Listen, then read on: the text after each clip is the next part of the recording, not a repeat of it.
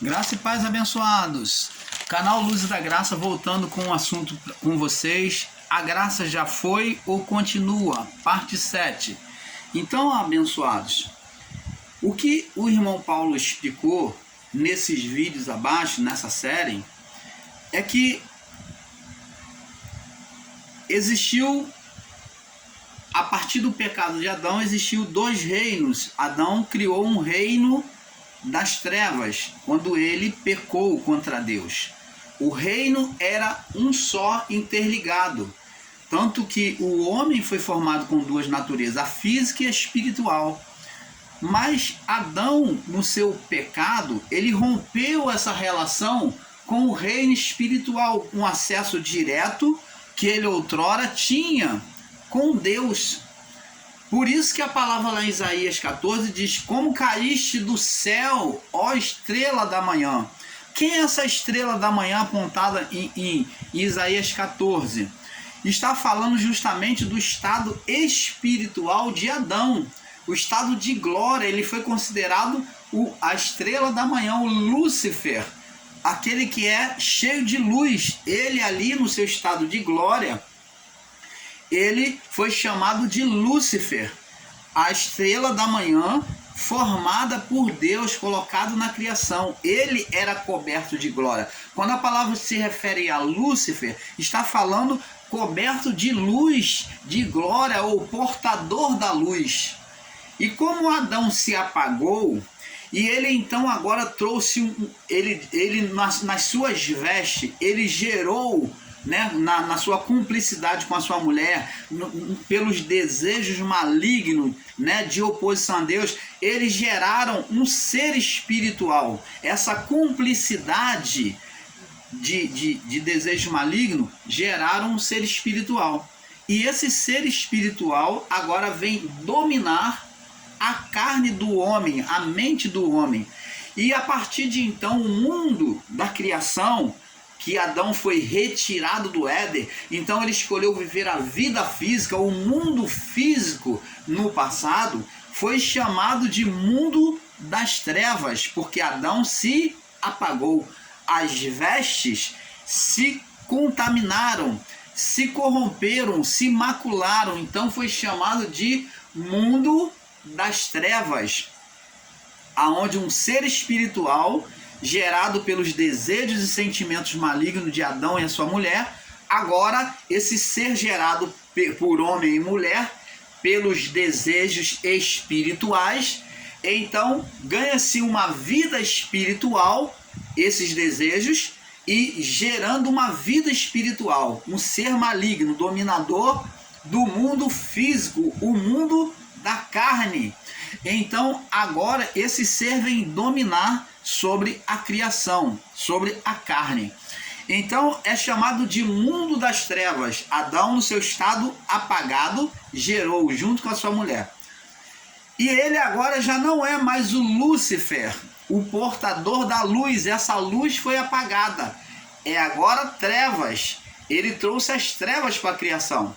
E todos os que procedessem de Adão, a partir de Adão na criação, estaria vivendo sob condição espiritual de trevas, quer dizer, morte espiritual, domínio da carne, e não o espírito prevalecendo, aceso sobre a vida daquela pessoa. Então o que dominaria seria o que? A carne, e não o espírito. O espírito estaria sempre apagado até a cruz.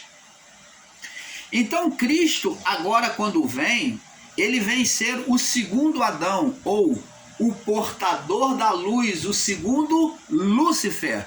Então ele vem ser o substituto, o Lúcifer, que vem substituir o primeiro Lúcifer que apagou. O primeiro portador da luz, que foi Adão, que se apagou. Então Cristo, como segundo Lúcifer, o portador da luz, ele agora vem trazer luz para a criação.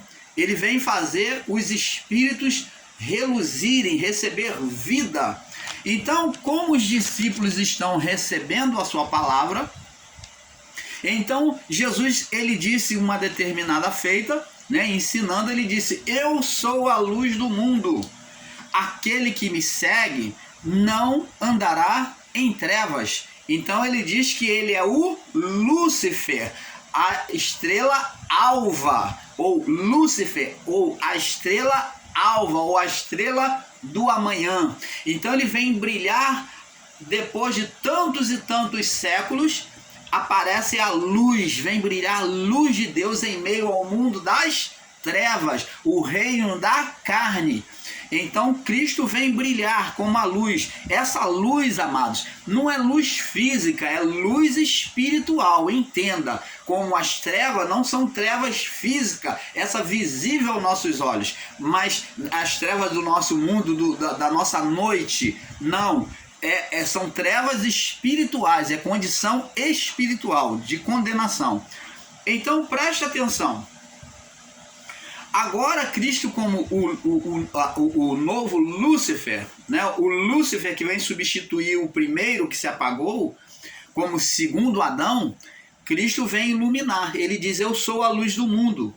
E ele, como contagia os discípulos e os apóstolos após ele então diz para os discípulos, né, pela palavra que eles têm recebido, ele diz: vós sois a luz do mundo, porque vocês têm recebido daquilo que eu tenho passado. Então, vocês agora vão iluminar. Não se acenda uma candeia e se coloque embaixo da cama, mas vocês deixem a luz brilhar. E está dizendo para eles não ter uma luz com timidez, mas que eles tinham que propagar essa luz. Eles tinham que brilhar, divulgar essas verdades, para poder fazer dissipar as trevas espirituais. Então você está vendo que o reino das trevas foi até de Adão até Cristo, ou até a cruz. Apesar de que antes da cruz, né, até Cristo, porque quando Cristo começa o ministério a partir de João Batista, da morte de João Batista, ele ali já começa a anunciar a luz. A luz, ela já vem brilhando, ela já vem sendo anunciada, ela já vem brilhando. E ela contagia os discípulos, e os discípulos agora passam a ser a luz do mundo e o sal da terra. Aquele que vem temperar, que vem conservar, né? Que vem conservar para a salvação. Aquele que vem dar sabor aos que estavam em dissabores. Aquele que já não tinha mais esperança. Então ele vem ser o sal da terra. Então ele vem salgar, ele vem preservar para a salvação a alma, ele vem dar sabor àqueles que já não tinham esperança, aos enfermos, aos doentes. Então os discípulos, como Cristo, vem dar sabor, vem conservar, fazer a conservação da alma, e eles vêm brilhar como luz. Você está entendendo, abençoados? Só que agora, falando de reino de Deus, como sabemos que existiu agora o reino das trevas e o reino da luz, que foi apresentado em Cristo, né, anunciado por João Batista, está próximo o reino dos céus.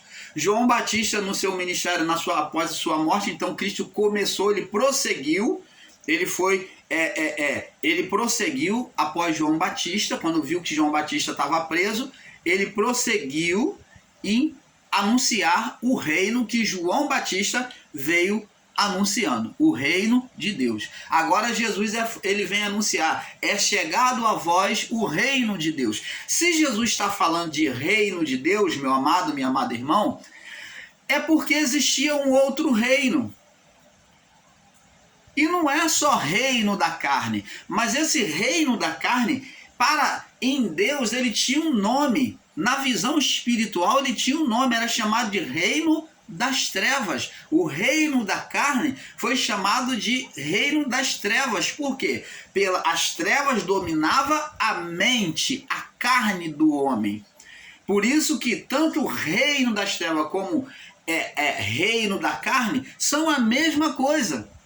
Ele dominava, o reino da carne é onde Satanás dominava sobre a mente. E reino das trevas era a manifestação de Satanás dominando a carne, a mente do homem, por meio dos desejos carnais.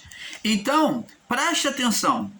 Agora, temos que entender dois reinos, reino das trevas ou reino da carne e o reino de Cristo, iniciado por João Batista, que começou a anunciar, e prosseguido por Cristo e após Cristo os discípulos e apóstolos, que chegou a nós. Então vamos entender aqui no livro de João, no livro de Lucas 17. Lucas 17, no verso 20, 21, vamos lá. Lucas 17. Lucas 17. Nós, o canal Luzes da Graça, esperamos que você esteja recebendo um perfeito entendimento através desse estudo, tá? Que buscamos trazer cada dia com mais clareza a vocês. Então vamos entender agora. Lucas 17, no verso 20 e 21, diz assim: E interrogado pelos fariseus, Lucas 17, no verso 20 e 21, e interrogado pelos fariseus quando havia de vir o reino de Deus, por que está falando do reino de Deus? Porque o reino era outro, era um reino das trevas. E sem contar que antes da vinda de Jesus, passou-se 400 anos ou 4 séculos, 400 anos ou 4 séculos, em que não se anunciou nada, Deus não falava por meio de homem algum, houve um silêncio da parte de Deus. Deus não falava por boca de profeta, por boca de ninguém. Deus não se revelou a ninguém. Então, houve um silêncio de 400 anos, mostrando o período das trevas, mostrando que o mundo estava categoricamente mergulhado nas trevas. 400 anos, né, após o último profeta, né, que foi anunciado aí, o último profeta, se não me engano, Joel, né? Então, após esse último profeta, houve um silêncio de Deus, que foram 400 anos ou 4 séculos, né, de silêncio. Agora Jesus vem dizer, interrogado pelos fariseus quando havia de vir o reino de Deus, respondeu-lhe e disse: o reino de Deus não vem com aparência exterior. Opa! Então o reino de Deus não é baseado em coisas físicas, as coisas visíveis. Então temos que entender, para quem está aí ensinando, aí os canais grandes estão ensinando o reino de Deus não é visto com a aparência dos olhos ou de coisas físicas. O reino de Deus, ele é invisível, ele não é visível aos olhos. Opa! Então, como o irmão Paulo ensinou abaixo, nos vídeos abaixo, na série abaixo, sobre essa série, o reino de Deus, ele se manifesta dentro de nós, ele é espiritual. E como é que, por meio de quem o reino de Deus se manifesta? Como já ensinamos, por meio da manifestação do Espírito Santo. O reino de Deus nada mais é do que a própria manifestação do Espírito Santo favorecendo o homem. Vamos ver se isso está certo mesmo. E ele disse: o reino de Deus não vem com aparência exterior, verso 21. Nem vocês poderão dizer, não vai ter nada que mostre para você que você vai confirmar o reino de Deus. Não vai ter nada que mostre para você que o reino de Deus está chegando, que Jesus está voltando, que Jesus está se manifestando. Não. Ele não é visto com a aparência dos olhos. Ele não vai descer na terra, não vai descer de forma visível, não. Nem dirão, ei-lo aqui, ele está aqui, será visto com os olhos, dizendo, ele está aqui, ou ele está ali. Não, vocês não dirão isso, porque o reino de Deus, ele é invisível, ele está dentro de vós, ele é interior, dentro de vós. Opa, irmão Paulo, explica direito para nós. Então, se ele está dentro de nós, onde é que ele está? Como que eu posso enxergar o reino de Deus? Ele está dentro do seu espírito, que é a morada dele. Espírito sobre espírito. Então, sobre o espírito humano, que é a habitação, que é o tabernáculo de Deus, que é o espírito humano, é que o Espírito Santo habita. O reino de Deus, ele se manifesta por meio do espírito humano. Então, se você quiser encontrar o reino de Deus, você tem que olhar para dentro de si. Tem que ter humildade em ouvir a voz de Deus. Ela se ouve de dentro para fora e não de fora para dentro. E ele disse, o reino de Deus não direi, ele está aqui ou ele está ali, porque está dentro de vós. Você está vendo aqui? Aí ele diz aqui, ó, e disse aos discípulos, dias virão em que desejareis ver um dos dias o Filho do Homem, não vereis, ó. Jesus está falando, eu vou estar ausente, vocês vão estar desejando estar me vendo, mas vocês não me verão. E então vos dirão, alguém vos dirá, ele aqui, ó, alguém vai se fazer passar por Cristo, alguém vai se fazer passar por Messias, né? Estão aí fazendo um mito, estão se fazendo passar por Messias, estão seguindo a homens, né? E dirão, ei-lo aqui, ou ei-lo ali. Não vade, não siga esses homens, não sigais, porque como relâmpago que faz cano desde uma parte a outra, desde uma parte do céu, resplandece até a outra parte do céu, assim também o Filho do Homem no seu dia. Você está vendo? Jesus ele diz que como relâmpago, assim a pessoa saberá. O relâmpago ele relampeja lá do outro lado do Oriente e ele se mostra no Ocidente. Então, Jesus disse, quando ele vier, todos saberão o reflexo. A glória vai transparecer. Por quê? Porque a volta dele nos dá certeza dentro de nós. Porque ele está dentro de nós, pelo Espírito Santo. Então, abençoado, temos que entender. Agora, temos que entender que o reino de Deus, no sentido territorial, o reino de Deus, no sentido territorial, de lugar, o reino de Deus no sentido de lugar, ele é nos céus, mas o reino de Deus, ele está dentro de nós, porque ele é espiritual. O território dele é celestial, que é o território do Espírito de Deus. Mas ele habita dentro de nós. Ele habita dentro de nós. Você está entendendo, amado?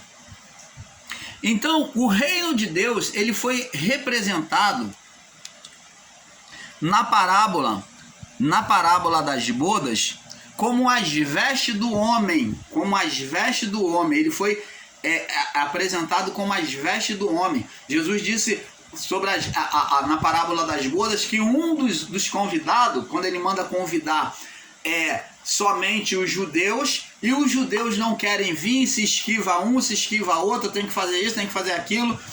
Então ele manda pegar todos que estão no caminho, pegar todos e convidar. E então os discípulos, né, os servos, foi convidando todo mundo que encontrava. Tanto, aí ele disse, convida, bota para dentro das bodas, tanto bons quanto maus. Convida todos, tanto bons quanto maus, mostrando que Deus não faz acepção de pessoa, mandando convidar agora todos os que encontrasse pelo caminho. Já que os judeus, né, os convidados, que eram os judeus, estavam rejeitando, se esquivando com desculpa dos seus afazeres, então ele mandou convidar todos que encontrassem no meio do caminho, tanto bons quanto maus. Olha só que não tem acepção. O reino de Deus nunca teve eleito e não eleito. Eleito e não eleito, quem determinava era a escolha de cada um de ouvir ou não, crer ou não a palavra de Deus. O que acreditava e o que se lançava sobre a palavra do Evangelho é que era eleito, e não que Deus tenha escolhido um para ser eleito e outro não eleito. Ele manda convidar todos, e tanto bons quanto maus. Agora, quando chegou nas bodas, estava cheio. Chegou lá, a parábola demonstra que ele viu um que não tinha as vestes reais. Entrou, mas não recebeu as vestes reais. Que são essas vestes reais, irmão Paulo? É justamente o Espírito Santo, como já falamos. E Paulo, ele nos mostra isso No livro de Romanos, vamos lá no livro de Romanos, vamos mostrar mais uma vez. No livro de Romanos, capítulo 8, Paulo mostra que as vestes era a evidência da salvação. Então, aquele que não tinha as vestes das bodas, ele foi colocado para fora, né, para fora das bodas, e diz a palavra que o Senhor das bodas, ele mandou lançar no fogo exteriores, né, mandou lançar no fogo eterno, né? Então, você vê que demonstra o juízo aqui, que quem não tem o Espírito Santo é levado a um estado de condenação. E diz aqui, ó, Romanos capítulo 8, deixa eu achar aqui para você, peraí. Romanos 8, no verso 8, 9 e 10, vamos lá, e 11, diz assim: portanto, os que estão na carne não podem agradar a Deus. Então, existem irmãos aí, eu sei, e ensinadores em graça estão ensinando para você com equívoco. Você deve tomar muito cuidado com isso, levando você a um relaxamento, deixando você bem light na chamada graça, nos ensinos em graça. Então eles querem satisfazer o seu ego. Quem é que não gosta de uma palavra boa e macia? Quem é que não gosta de chupar uma bala? Quem é que não gosta de mel, de coisas doces? E é isso que eles têm feito, ensinando você que não existe mais condenação, que não existe pecado. Aí você se sente confortável, dizendo que você é um eleito, que você é um predestinado. Você deve tomar cuidado, meu irmão, minha irmã, com essas palavras macias, esses ensinos macios, que te deixam confortáveis demais. Aonde você não precisa fazer mais nada, você não precisa se esforçar em obedecer a palavra, você não precisa orar, você não precisa ter comunhão com Deus, você não precisa se consagrar ao Senhor. Então cuidado, porque o irmão Paulo também já caiu nesse erro e já ensinou errado aqui no canal. E eu deixo os vídeos aí abaixo para que vocês saibam e vocês vejam que nós mudamos, nós evoluímos e saímos do engano. Nós não podemos ser injustos de querer combater o sistema religioso trazendo um ensino pior do que o sistema religioso. Porque se o sistema religioso está certo, nós temos que admitir que nesse ponto eles estão certos. Tem que haver consagração, sim. Tem que haver santificação, sim. Porque o próprio Paulo diz, ensinou, buscai a santificação, sem a qual ninguém verá a Deus. Mas eles ensinam que você não precisa fazer mais nada, que você apenas só tem que confessar que está em graça, você apenas só tem que confessar que é um eleito, que você não precisa orar, você não precisa jejuar, você não precisa interceder pelo seu irmão, você não pode interceder pelo seu irmão. Diz que a intercessão não é válida. Você não pode estender a mão para abençoar o seu irmão por meio da oração de imposição de mão. Isso tudo eles estão privando. Você não pode jejuar, que jejum é coisa da lei. Olha que brutalidade e ignorância de ensino de dizer que o jejum é coisa da lei. Que o jejum era para contristação. Eles ensinam jejum apenas para contristação.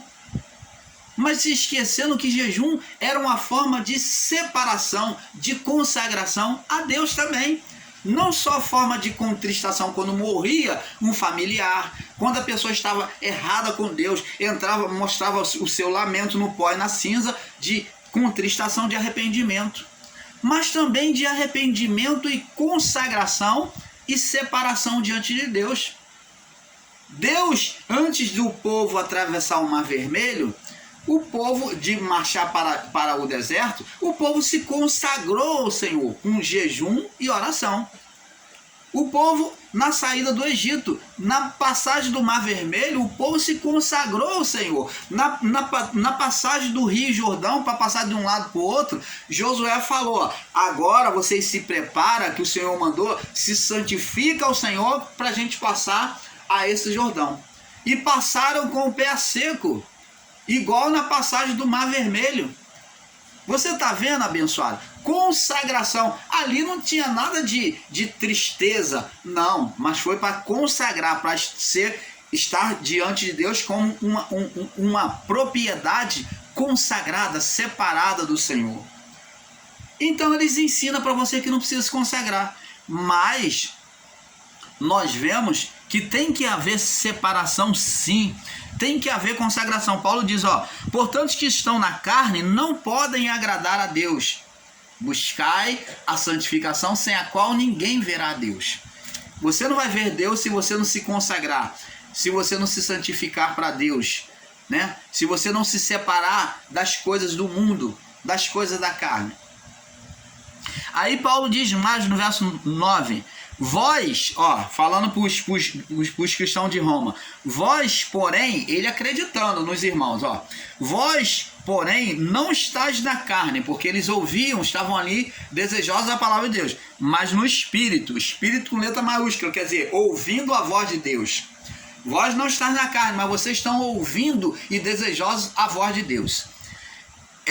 E diz aqui, se é que o Espírito habita em vós. Então, Paulo está dizendo aqui que o fato deles ouvirem desejosos a ouvir a voz de Deus, não significava dizer que eles tinham o Espírito Santo, a habitação do Espírito Santo. Porque se eles ouvissem a voz de Deus e eles continuassem a ser carnais, eles ainda estavam na carne. Você está entendendo, amado? Então não adiantava eles estarem ouvindo a palavra de Deus e continuar na carne. Então, por isso que Paulo diz, vós não estáis na carne, mas no Espírito, se é que o Espírito habita em vós. Ora, aí ele prossegue dizendo, mas se alguém não tem o Espírito de Deus, de Cristo, esse tal não é dele. Esse tal não é dele. Então o Espírito de Cristo tinha que estar o quê? No interior. Ele é as vestes lá da parábola das bodas. Ele é a identificação, ele é o selo, o paráclito que tinha que estar na vida de cada um para receber a salvação. Você está vendo? Ele é o selo, ele é o paráclito de Cristo em nós para a salvação eterna, como foi para aquele povo no primeiro século. Então o Espírito, ele era as vestes que Adão perdeu, Adão e sua mulher perdeu, agora o Espírito vencer as vestes, ele vencer essas vestes, né, vencer o selo da salvação de Deus na nossa vida, que começa a ser manifesta aqui em nós, por meio de nós, e ele vem agora após a passagem desta vida, vai ser territorial nos céus, e ele, aqui nesta vida, vem favorecer o homem, manifestar o reino de Deus. O reino começa aqui, que é o favor de Deus, a manifestação do Espírito Santo ao homem, e que vai passar para outra vida. Ele disse, se Cristo está em vós, verso 10, o corpo na verdade está morto por causa do pecado. Tá vendo? Se Cristo está habitando no irmão Paulo, o irmão Paulo não tem prazer mais nas coisas carnais, nas coisas do mundo. O irmão Paulo, ele agora tem um comportamento mudado, convertido em relação ao mundo. Ele está com um comportamento inverso ao mundo. Então diz, se Cristo está em vós, o corpo na verdade está morto. Quer dizer, a vontade da carne não opera mais no irmão Paulo. Não opera mais em você, minha irmã, meu irmão. Não opera se você é uma pessoa espiritual, se o Espírito está habitando em você. Mas o Espírito na verdade está morto por causa do pecado. Mas se Cristo está em vós, o corpo na verdade está morto, a carne está morta por causa do pecado. Mas o Espírito vive por causa da justiça. Então agora, pelo Espírito humano, o Espírito de Deus se manifesta. E se o Espírito daquele que dentre os mortos ressuscitou a Jesus habita em vós, mora em vocês, está falando de habitação, ele morada interior. Se o Espírito daquele que dentre os mortos ressuscitou a Jesus, da mesma forma que ele ressuscitou a Jesus, habita em nós, em vós, aquele que dentre os mortos, aquele que ressuscitou dentre os mortos, aquele que dentre os mortos ressuscitou a Cristo, vivificará os vossos corpos mortais, pelo seu Espírito que em vós habita. Opa! Então está dizendo que a minha natureza interior vai ser vivificada com a habitação do Espírito Santo. E até o morto, né? A Paulo está dizendo aqui que até o morto seria vivificado, o corpo mortal que foi plantado na terra, semeado na terra, na morte, na sepultura, ele iria ser vivificado, transformado. Opa! Diferente do que nossos irmãos em graça aí estão ensinando, esse dos canais grandes, estão ensinando que morreu, acabou, que o espírito sobe para Deus e a alma. Aqui está dizendo que o corpo que você semeou na terra, na sepultura, eles também sofreria transformação e seria vivificado num novo corpo. Opa! Como uma semente lançada na terra que brota através da morte, este corpo, ele vai germinar, é como se fosse uma semente, germinar pelo Espírito e ele voltaria à vida de novo, mas de uma forma diferente, sem pecado e sem corrupção. É isto ou não é isto que está escrito aqui? É isto.